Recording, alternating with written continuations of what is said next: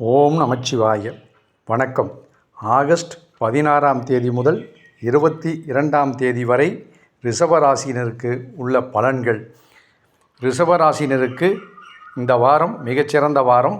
இந்த வாரம் ரிஷபராசினருக்கு எண்ணங்களில் நேர்மறையான மாற்றங்களும் மன தெளிவும் நிறைந்து காணப்படும். நிலுவையில் இருந்த முக்கிய பணிகள் அனைத்தும் வேகம் பெற்று நீங்கள் எதிர்பார்த்தபடி நல்லபடியாக முடிவடையும். தொழில் மற்றும் வியாபாரத்தில் ஈடுபட்டுள்ளவர்களுக்கு புதிய வாடிக்கையாளர்களின் வருகையால் நல்ல லாபம் கிடைக்கும்.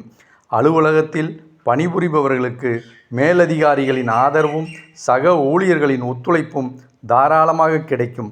உங்கள் திறமைக்கு ஏற்ற அங்கீகாரமும் வேலை செய்யும் இடத்தில் உரிய மதிப்பும் மரியாதையும் கூடும்.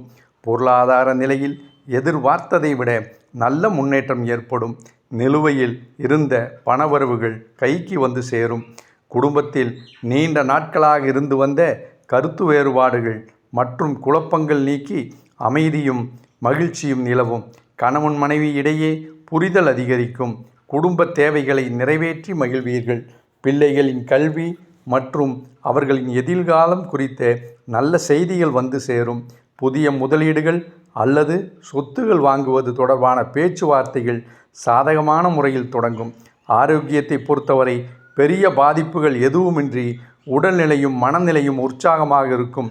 வாரத்தின் நடுப்பகுதியில் எதிர்பாராத சுப செய்திகளோ அல்லது தூரத்து உறவினர்களின் வருகையோ ஏற்பட வாய்ப்புள்ளது. தேவையில்லாத விவாதங்களை தவிர்த்து உங்கள் பணிகளில் மட்டும் கவனம் செலுத்துவது மேலும் நன்மைகளை தரும். நீண்ட நாட்களாக திட்டமிட்டு கொண்டிருந்த ஒரு காரியம் இந்த வாரத்தில் வெற்றிகரமாக தொடங்கும். கொடுக்கல் வாங்கல் விவகாரங்களில் சுமூகமான சூழல் நிலவும். பழைய கடன்களை அடைப்பதற்கான வாய்ப்புகள் அமையும். சுபகாரிய முயற்சிகளில் ஈடுபட்டுள்ளவர்களுக்கு நல்ல பலன்கள் கிடைத்து சுப செய்திகள் உறுதி செய்யப்படும். ஒட்டுமொத்தமாக இந்த வாரம் உங்களுக்கு தன்னம்பிக்கையையும் வளர்ச்சியையும் செல்வத்தையும் தரும் அனுகூலமான வாரமாகவே அமையும். வெள்ளிக்கிழமையன்று ஸ்ரீ மகாலட்சுமி தாயாரை வழிபட்டு நெய் தீபம் ஏற்றி வழிபட அஷ்ட ஐஸ்வர்யங்களும் பெருகும்.